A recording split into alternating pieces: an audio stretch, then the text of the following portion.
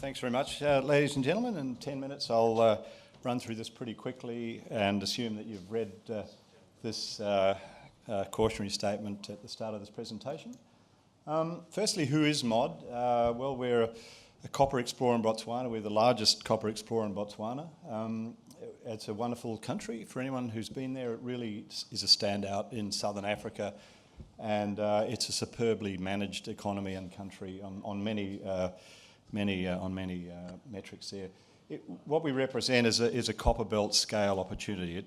What we have in assets is unique. Globally, there are very few sediment-hosted copper belts available. There are very few holdings on the scale of what we have here. So we hold the dominant position in Botswana, around about 11,500 square kilometres, which we consider all prospective. There's no padding here. This is real copper belt territory here. There's minimal historical exploration, and the reason in our part of the copper belt why that is the case is that the whole area, or large areas, is blanketed by calcrete. There's a surface layer. We're in the Kalahari Desert, so-called desert, but it's got a thriving cattle industry. There's a lot of water, groundwater. The groundwater has precipitated calcrete just below the surface, and that has protected the copper from firstly oxidation, but also it's protected it from discovery. So it is in effect a virgin field. However, as you'll see, there is 7 million tonnes of copper directly along strike from where we are. We've identified 6 significant copper occurrences in the last 2.5-3 years, and the first discovery, T3, Jacques, sitting in the back row here, was exploration manager at the time, drilled that wonderful lucky discovery hole of 52 metres at 2% copper. Day one, it looked like a mine. We had a 10 bagger day one. So John's commentary about Victoria Gold, I thought very relevant in terms of investment step-up opportunities. Exploration does it every time. We are using breakthrough technology. We're very fortunate. We'll touch on that. EM is proving to be extremely predictive in where to find and drill copper. We've had immediate success at 4 projects they're listed there, T1, A4, A1, T23, simply by using airborne EM. Feasibility study for our first mine at T3, I'll touch on that. It's a very robust 12-year mine life open pit, a beautiful ore body, and we can touch on that shortly. And we're looking at a sort of 11.5-year life of mine open pit. We're now drilling out the underground potential down dip from that open pit mine. And the really outstanding quality, I think, that doesn't get picked up that well, but Botswana has, again, a very fortunate situation where it produces extremely high-grade, high-quality concentrates.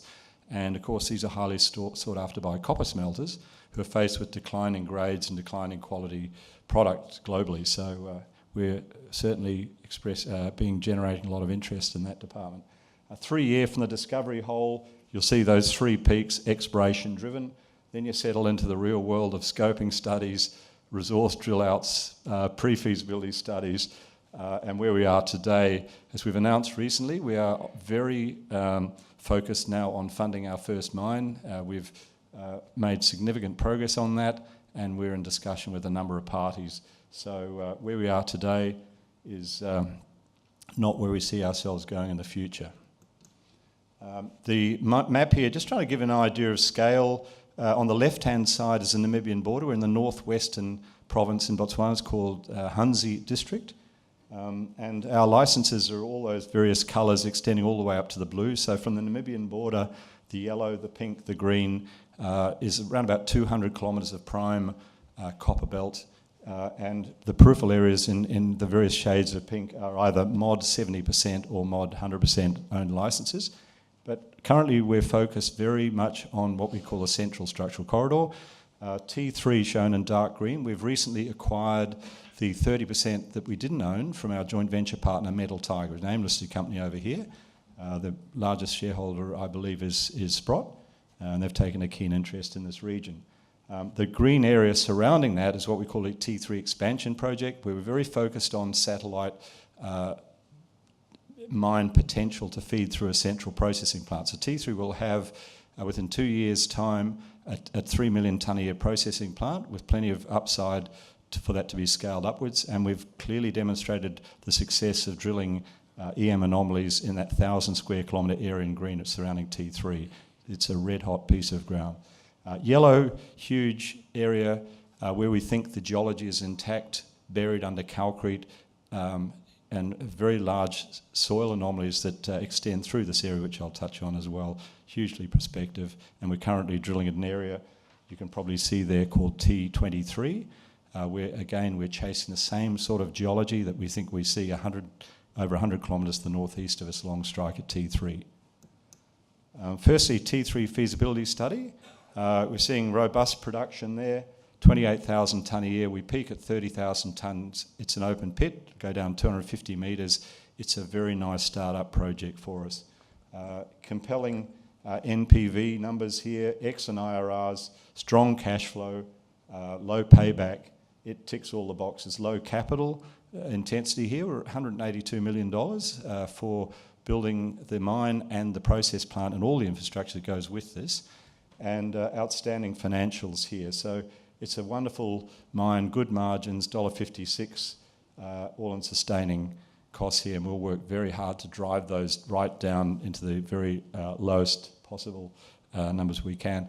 We're being assisted, and we work very closely with the Botswana government in the sense that they are driving a grid power down the highway. The highway is only 12 kilometres from T3, major impact on the financial outcomes of this project. And last week I was in a meeting with the Botswana Power Corporation. The line that they're currently extending through into our district down the centre of the copper belt is progressing at a rapid rate. So we're right on track to get power to this project before we start. We use EM. This is the sort of the breakthrough technology here. This is just the area around T3. This is just demonstrating T3. It's probably a bit small to see, but these are domes all around about 10, 15 kilometres long, where the mine sequence comes nearer to surface. It's conductive, fortunately. It's responsive to EM, and we're now just learning very rapidly how this thing is panning out. But we think these domes may link together, but in their own right, they're very large targets. We're currently drilling at the T3 dome, extending that. We've recently been drilling at A4 dome. We've had success in all drill holes, some 20 drill holes there, all hit copper. And we're also drilled about 6-7 holes at the A1 dome 30 kilometres away. So we are dealing with a blanket style mineralisation. Where it comes close to surface, that's where we target. This gives you an idea of the EM in cross-section. Discovery of T3 at the top, in that blue circle, it's open pit mine down there shown for scale effectively, but there's 35 million tonnes in reserve now sitting in that pit at 1% copper. And post the discovery, we flew EM, and there was this very curious dome sitting underneath. We've flown other domes. We've drilled 2 of those other domes in the immediate area, and they all have copper similar to T3. So we're very encouraged by what we're seeing now. The other technique we use is, what we're trying to demonstrate is, while we're focused on T3 and the immediate T3 expansion project, and how we really bring our production up from our 30,000 tonne target from the pit to get into that sort of mid-cap scale production. So to do that, you have to join the 60,000 tonne a year copper club, and you've got to drive your cost down to $1.50 a pound. So while we're doing that, our third leg of our activities really is focused on this huge area in the southwest of our licence holding. It's very accessible, roads, cattle farms, power, easy to get around in. It's never been drilled. It's remarkable. What you're seeing there are soil anomalies, zinc and copper. Zinc seems to be more mobile. It seems to report to surface through the calcrete. It just makes it, the copper less so. Anyway, we've taken something like 80,000 soils. We've come up with an anomaly in the southwestern area, which we call the T20 exploration project. That anomaly, or that area of anomalies, is around about 700 square kilometres. We're dealing with big areas here to test. So what are we doing? We're homing in on specific targets within that. We're currently drilling a target we call T23 on the map. I'm hoping you can see it. They're just on the northern edge of that soil anomaly. And we announced some early results in Christmas. I'll skip that slide. And once again, this is EM across a 15-kilometre panel section, if you like, just to give you an idea of scale here. So far we've had wonderful early indications of copper here. What we are seeing here once again is the EM starting to suggest that we're looking at domes. Copper loves domes. We've got plenty of domes and they're all still there, and all the copper that was ever in them is still there. That's why we're excited. So there we are. We've got a very busy year underway with our permitting for the project. We're well advanced on that. With our funding for the project, we're advancing that very currently, and looking to start construction at the end of the year. And I was interested by, again, John's slide showing the 10-bagger uplifts in any junior company's journey, I guess, is at exploration, number one. Number two is at the start of construction. That's where we're headed. First production, first half of 2021. The rest I'll just leave right there. And I'll leave it there. Thank you very much for your time.